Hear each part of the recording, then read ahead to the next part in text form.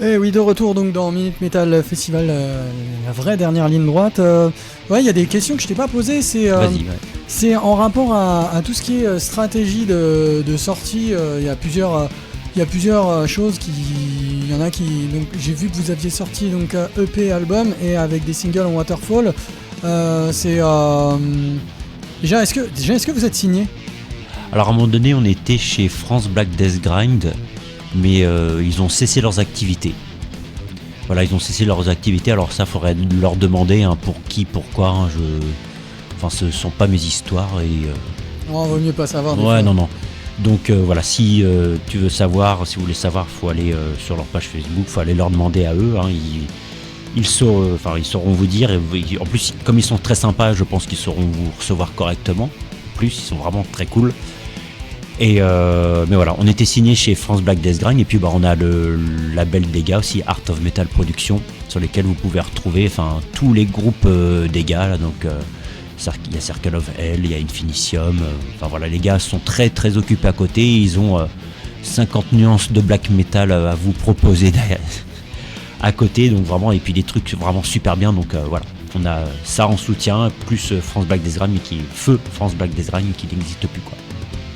D'accord, et donc l'idée de sortir des singles avant, c'est pour faire de l'appel, un peu pour faire du bruit quand l'album sort, quoi. Ouais, c'est exactement ça, c'est le truc un peu traditionnel, tu vois, c'est allez, vas-y, je sors un petit single avec la petite vidéo, j'en sors un deuxième, et puis après, hop, il y a l'album qui sort. Voilà. Donc c'est le truc un peu tradi, ça a bien fonctionné, donc on n'exclut pas de refaire à nouveau comme ça pour le deuxième album ou pour une sortie future.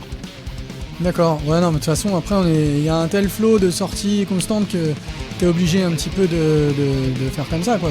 Bah, c'est ça, ouais, avec le streaming, sur internet, il faut être un peu présent, donc c'est vrai que c'est bien de faire comme ça, ouais.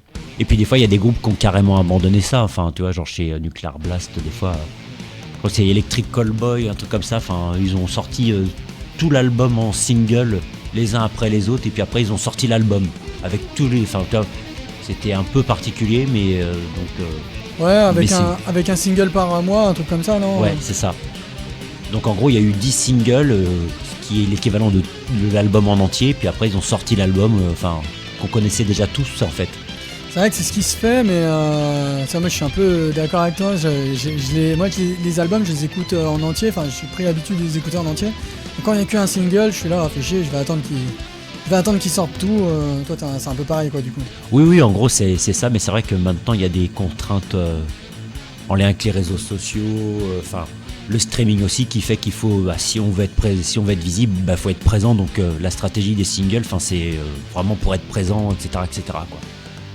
Ouais. Peut-être que l'album sera amené à disparaître, on sait pas. Ça, c'est des évolutions dans les 10-15 prochaines années. Tu vas faire que des EP, peut-être, parce que ça coûte peut-être moins cher à produire qu'un album en entier, plusieurs petits EP, tu vois, genre je sais pas, un EP tous les ans plutôt qu'un gros album tous les 2-3 ans, tu vois, c'est des questions tactiques, mais bon, globalement dans le black metal, dans l'underground, c'est pas trop ce qui prévaut, comme c'est encore une scène un peu niche, c'est pas trop la stratégie, quoi.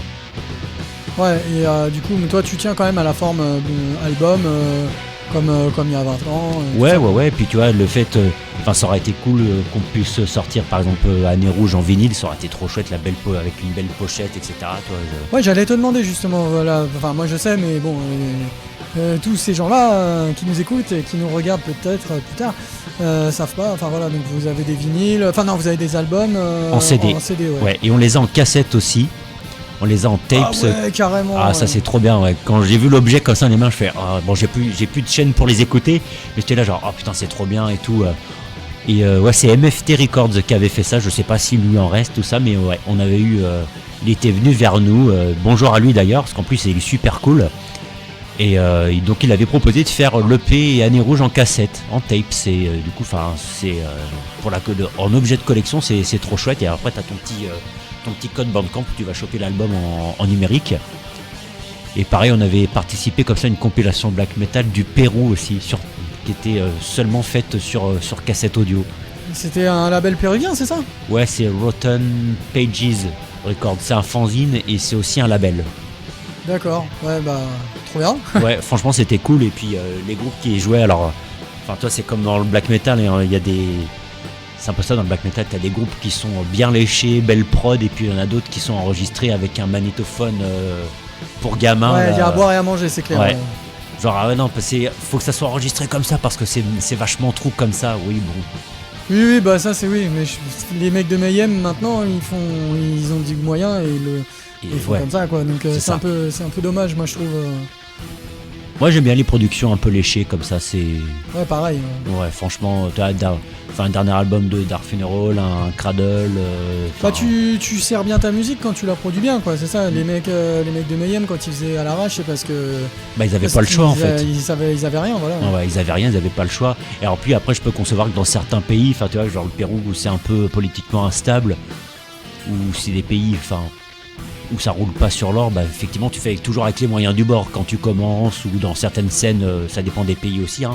Tu vois, genre en Arabie Saoudite il y avait des groupes de métal ou de black metal, enfin. Ah oui, ça craignait pour eux, ouais. Déjà de base ça craignait pour eux, mais en plus pour enregistrer une démo, un truc comme ça, enfin c'est la galère, donc bah ouais tu les fais copier toi-même sur des cassettes, donc bah ouais le son est pas terrible, mais bon, c'est le ceux seul qui moyen. sont exilés en Europe justement, il y avait un groupe comme j'ai pas le nom tout de suite, mais il y avait ça. Ah oui, tu parlais de la pochette, on peut en dire un mot Ah ouais, est-ce que carrément. tu peux faire un big up à la graphiste qui t'a fait l'artwork? Alors c'est un graphiste, c'est Maccabée Artworks. Alors là il a quitté la région parisienne pour le soleil toulousain. Donc vraiment un salut, un gros bonjour, un gros bisou à Maccabée, parce que franchement il fait un travail extraordinaire, allez voir ce qu'il fait, il est adorable, et puis en plus son boulot est juste incroyable, quoi. Oui, c'est lui qui a fait la pochette de Terre Rouge, ouais. De Année Rouge, ouais, c'est lui Année qui a fait Rouge, la pardon. pochette, ouais. Et franchement le résultat est incroyable, quoi. Avec tous ces monuments là de l'Italie qui sont en train de brûler là comme une espèce d'auto-da-fé, au lieu de mettre des livres interdits, bah tu mets les vieux monuments que t'as plus envie de voir, et puis hop ils crament, et puis franchement l'idée était chouette, et il a fait un travail incroyable. D'accord. Et ben en tout cas, merci beaucoup de t'être prêté au jeu Avec plaisir. de la C'était rentrée. très sympa, ouais. Là c'est la rentrée en plus, là c'est la première émission de la saison 2025-2026. Il y aura tous les mois. Est-ce que tu as un petit mot de la fin éventuellement à nous dire Bah venez nombreux et nombreuses au Muscadès nous voir, hein, ça nous fera vraiment plaisir. On a même une nouvelle chanson, une nouvelle compo qu'on va chanter, qu'on va interpréter au Muscadès là, pour l'occasion. Donc vraiment ça va être un super show. On a hâte d'y être, et puis bah encore merci pour l'invitation. Bah de rien, moi ça c'était de circonstance. Villardanque c'est en français. J'en avais déjà parlé dans leur série. Ça permet de faire des ponts, quoi, tout ça, quoi. Alors vu que c'est la rentrée, j'ai un nouveau générique. Ça va être un petit peu troller les choses, parce que voilà, j'ai fait une émission sur l'enfance, et il y a un des groupes qui va passer, c'est Bernard Minet, donc voilà, on va un petit peu rigoler là tout de suite.